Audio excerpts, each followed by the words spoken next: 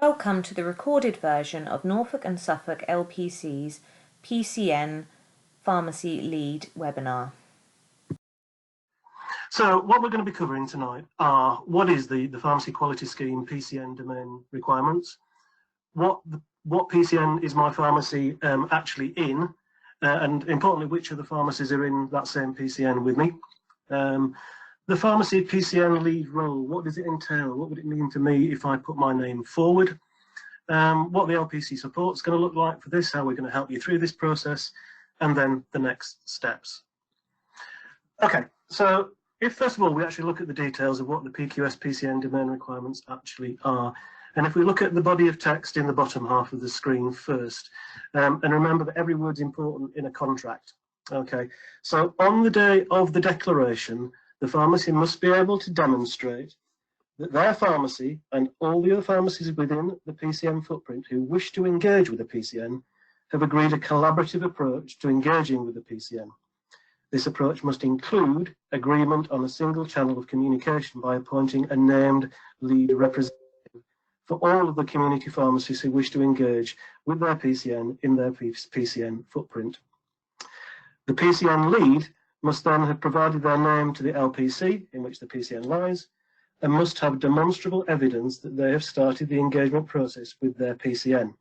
That is, that they have made some initial contact with the clinical director of the PCN, either by contacting them through correspondence, that might be an email, or by arranging a meeting, or by actually meeting with them.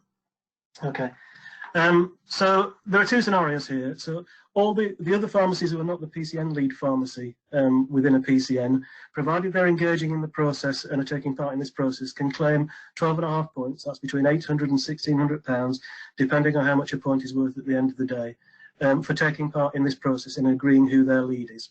Okay, the PCN lead pharmacy can claim an additional 10 points, so effectively additional minimum £640 for being the PCN lead pharmacy for that PCN area. So let's be absolutely clear, if nobody comes forward as PCN pharmacy lead for that PCN, no claims at all by any pharmacy within that PCN can be made under this domain of the PQS. And across Norfolk and Suffolk, that would, the worst case scenario, would potentially mean about £300,000 of lost national contract funding if we can't sort this out between us. And that's why, recognising it's going to be really difficult for you guys to actually do this unaided, while the LPCs are taking a lead on this. But ultimately, it is your responsibilities to engage with this process if you're going to claim these payments. Okay, so all pharmacies claiming for this domain must submit, and this is in February when you make your declaration, the name of their appointed PCN lead, the pharmacy name and the ODS code for the pharmacy PCN lead. Okay, and then additionally, the pharmacy that hosts the PCN pharmacy lead must declare that they are the appointed lead, the name of the PCN that they're the lead for, and that they've notified their LPC, and that they have some evidence of having started that engagement process. So which PCN is my pharmacy in, and which other pharmacies are there? Now, over the last 6 months or so, the LPCs in Norfolk and Suffolk have done an awful lot of comms in our newsletters and on our websites about PCNs, what they are, and the background to them. But we can completely understand with all that's going on if you've missed those. So if you've not read the background to what PCN are, etc., then we would encourage you to go onto your LPC website and look at it. Some of it's in brief video animations, it's not painful to go through.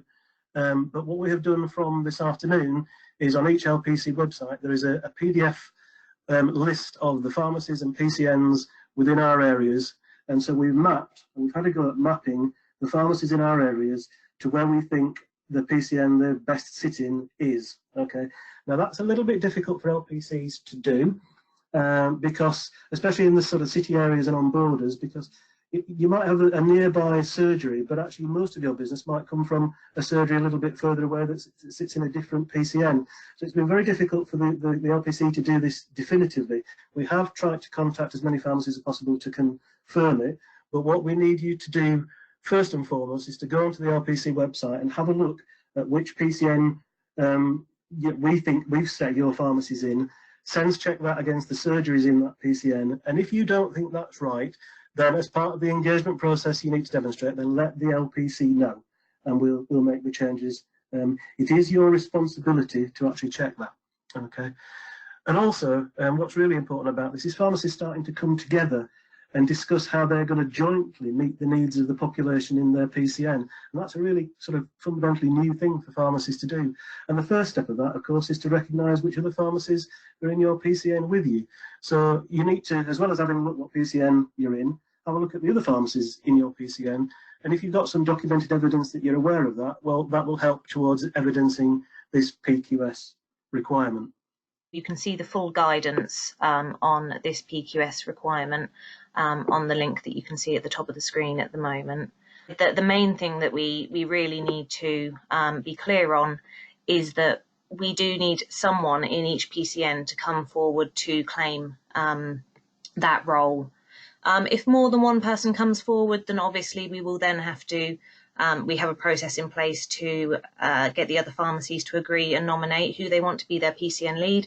But the main thing is there is tens of thousands of pounds on the line here if we can't agree or nobody wants to be the PCN lead.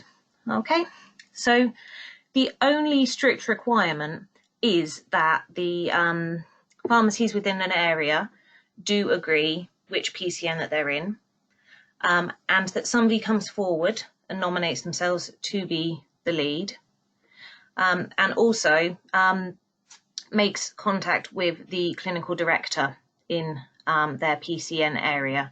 And we have already spoken to the local areas. We have made sure that they are aware of the requirements of pharmacies to do this. So we will be helping you to make contact with your clinical lead in your PCN area.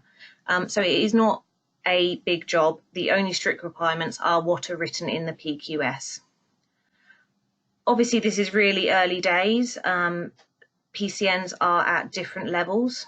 So some of them are ready to talk to pharmacies, most of them are not. So the main thing that we're asking you to do is to organise yourselves in the PCNs, to make sure that we have somebody nominated in each area, and that lead is happy with the requirement of being able to make contact with their clinical lead. So what does a PCN lead actually entail? Well, a bit of context about the PCN leads. It's really early days for PCNs at the moment, and many of them are not very mature. The GPs are only starting to get used to talking to each other, and contractually they don't have to actually talk to outside bodies until April of next year. So it's really early for them to be actually talking to individual PCN pharmacy leads. And the other thing to note is it's really vital that actually pharmacy developments are discussed and agreed at the right level of the system, which is the STP or ICS if you're in Suffolk, the place, which is the sort of the middle level where actually all the commissioning decisions we think are going to be taken, and then at PCN level. We do want to build on those really local relationships, but first of all, we must have some consistency around the agreed priorities of what we want to do with community pharmacy within the PCNs. Across Norfolk and Suffolk, we need 39 PCN lead pharmacists to come forward. Okay. Now, if each of those agreed a couple of different things with their clinical directors of their PCNs, that'd be 78 individual pieces of work or projects that would need supporting, and with the best will in the world, we're not going to be able to do that. We will fall, we will fail, and we will end up looking daft. And also there's some governance around some of this in the sense of we don't want to be starting to offer to do things for free, to ingratiate ourselves, and we want to make sure that anything we agree to do is deliverable by all of the pharmacies within our PCN. What the LPC officers are doing at the moment is having those discussions at that sort of strategic system level. Now we're starting to go around and speak to the PCN clinical directors ourselves to agree sort of 2 or 3 key priorities that we want to do consistently across the patch. Okay, and we're particularly focusing on developments that fit in with the new contractual framework, that build on all of your existing strengths and skills, and that we can really make business as usual as easily as possible. But that will involve some commissioning. We're fairly confident of that. So what can we actually expect from PCN lead? Well, at this PQS point, all we can really expect and ask is that it's a local point of contact and a communication link between the LPC and the pharmacies within your PCN, and obviously going forward with the clinical directors It may mean the LPC facilitating some things like some WhatsApp platforms for your PCN so that you can talk with the pharmacies in your PCN about things. Fundamentally, what we need is people to come forward who are interested in developing and integrating pharmacies. And that might mean responding to some LPC requests for some thoughts about some ideas we're having, or sounding out the pharmacies in your PCN about something we're thinking of introducing. Okay, what we absolutely cannot expect at this stage under this PQS scheme is some kind of open commitment to attend meetings away from your pharmacy. Nobody would agree to that. You'd have to be crazy to agree to that. Nor can we really expect any significant ongoing time commitments or indeed any long-term commitment at all. All you're committing to is what was in that paragraph in that second slide. Clearly, we want to start identifying people who in the longer term we can work with to build those local relationships. But technically, that's not what this PQS scheme actually does. It just starts the process of waking pharmacies up to the fact that PCNs are happening and how we're going to work together. This might be a first step. So one of the things that we're being asked is, why should we get involved now? As we've said, PCNs are very new. There's variable levels of maturity. So, you know, is it just a tick box exercise? Does community pharmacy need to get involved now? So I think our view on that is quite definitely yes. NHS England is aware that community pharmacies often get left out of early conversations. So when the new structures in the NHS are looking at service development, community pharmacy often isn't considered until very late on in the discussions. So on this occasion, we've been given a chance to be involved in those discussions from the start, which is really a positive recognition on behalf of NHS England that we really are key players in how services can develop in the future.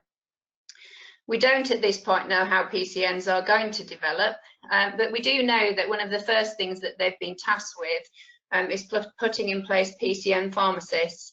And hopefully this initiative will help us to build relationships with them. So we are aware at the moment that there are ongoing discussions about how PCN pharmacists are being recruited. And we are also aware that there is a bit of a struggle to recruit PCN pharmacists because, as I'm sure you all know from your own experience, employing pharmacists these days isn't as easy as it maybe was in previous years, because the recognition of what the profession can do means that pharmacies are now being put into various different locations to aid GP capacity. So there is the possibility that going forward we'll be able to look at more innovative models of joint working. So engagement now helps to facilitate all those conversations. The idea of PCNs going forward is that they will be looking at the local needs of their populations, and in terms of service delivery, community pharmacies are really good at looking at the needs of their populations and supporting them. So again, it's a way that we can start to see what our communities need and make sure that the services that we provide as community pharmacies help to meet those health needs in the future. And finally, pharmacies really needs more system leaders now, and we're hoping that this is the first step in developing them. It's not really something that's been important for us in the past, but now that the healthcare system is becoming more complex, people need to understand more the system that they're working in, and this is one of the ways that we can start to build that resilience in system leadership. So not just about securing PQS payments. Okay, so we've talked about what the domain is, and so we'll just go through what the process will look like across Norfolk and Suffolk.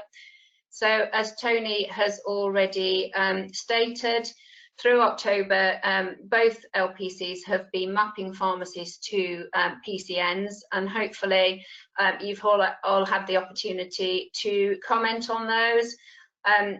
We have done some of that work for multiple pharmacies through regional leads, but now, as Tony said, all the information about the PCNs and how pharmacies are being aligned to those is on the website. So if you don't know which PCN you are currently aligned to, please have a look at that information. The idea of this webinar is that we start to explore the PCN pharmacy lead role, and that there's an opportunity for you to understand what that role will look like in our areas for this first part of the new contract, and that you can raise any questions that you may have about that role. So after this webinar, we'll be looking to get expressions of interest from potential PCN pharmacy leads. We're going to do that throughout November. Hopefully that will just be about deciding whether you're interested in putting yourself forward, or maybe, as Tony suggested, having conversations with the other pharmacies in your PCN area to make sure that somebody comes forward so that you can access that funding. Once we have got to a stage where we have got expressions of interest, then there are 3 possible scenarios that we may be facing as LPCs in facilitating this process. Best case scenario is that we identify 1 lead for all our PCNs. That might be because you've had conversations in the background and you can come to some agreement as to who should be put forward for that role. But the LPCs will be working in the background to make sure that if that doesn't happen, that pharmacies won't be disadvantaged by that process.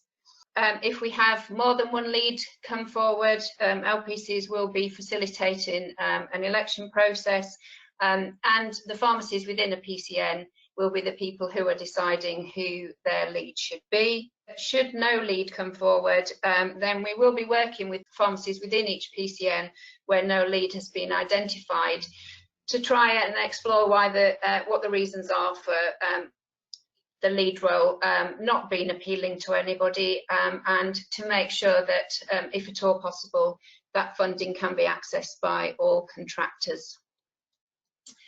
So by the beginning of January, all the PCN leads hopefully will be identified.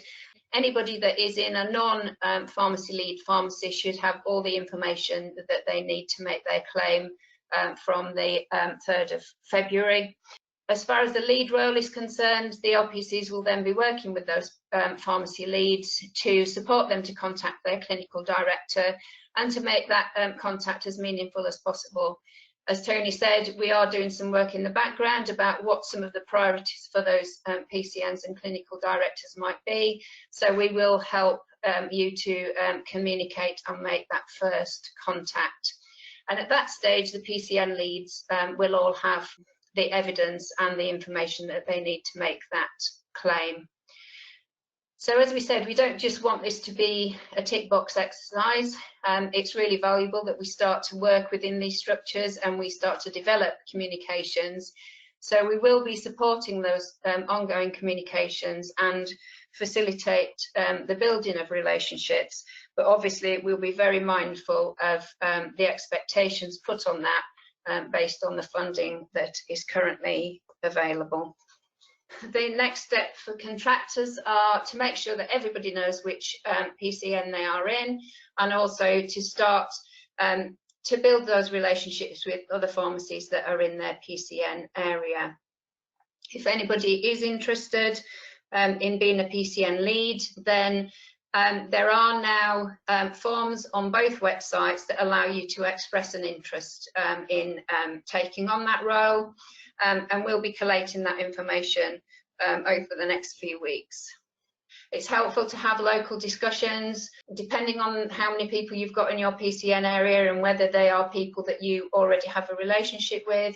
You may be able to have some discussions about who might want to come forward as the lead, but obviously as LPCs we'll be supporting that process as well.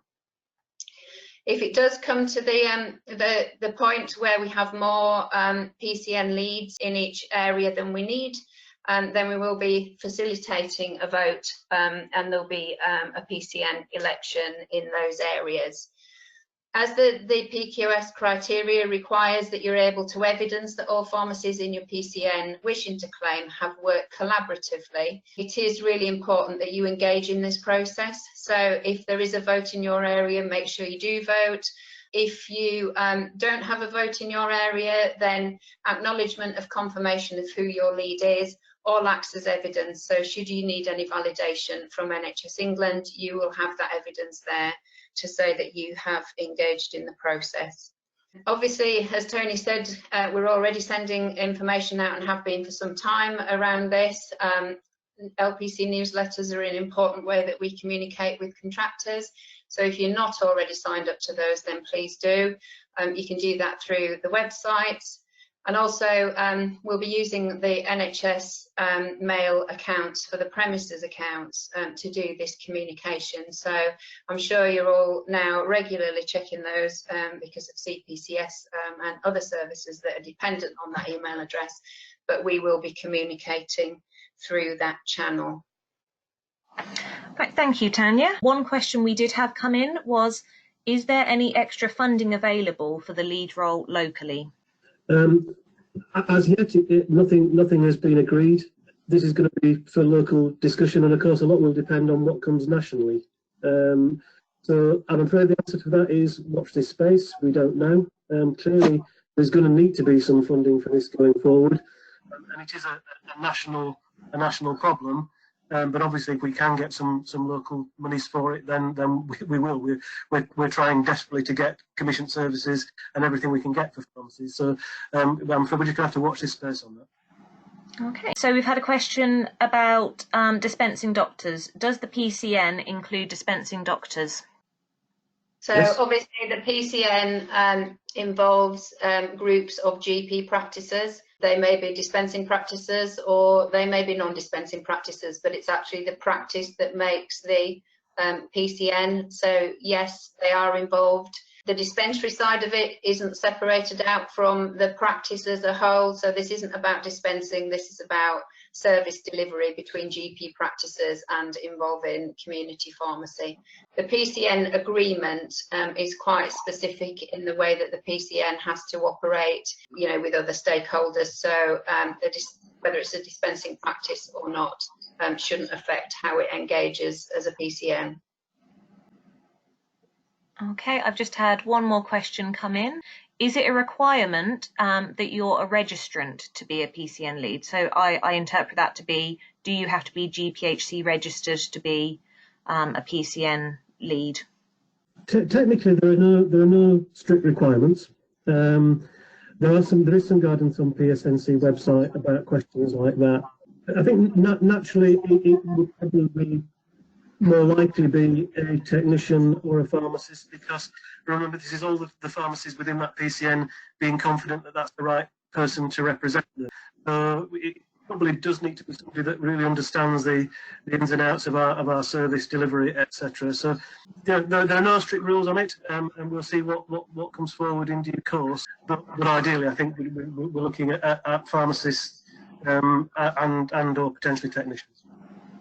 I think my take on it would be to see this as more as a leadership role. So this is less about the qualification, more about the understanding and the ability to lead and influence. So obviously it's a development role because there'll be support for achieving that, but it's about having the confidence to represent yourself in that arena and the pharmacies that you represent. So no specific requirements, but certainly you know, a skill set that would need developing, and you know, where that comes from really isn't mandated. Thank you very much for taking the time to watch this recorded version of our webinar. If you do have any questions which weren't answered, or any feedback on the format or other queries, please don't hesitate to get in touch with your LPC using one of the email addresses on the screen now.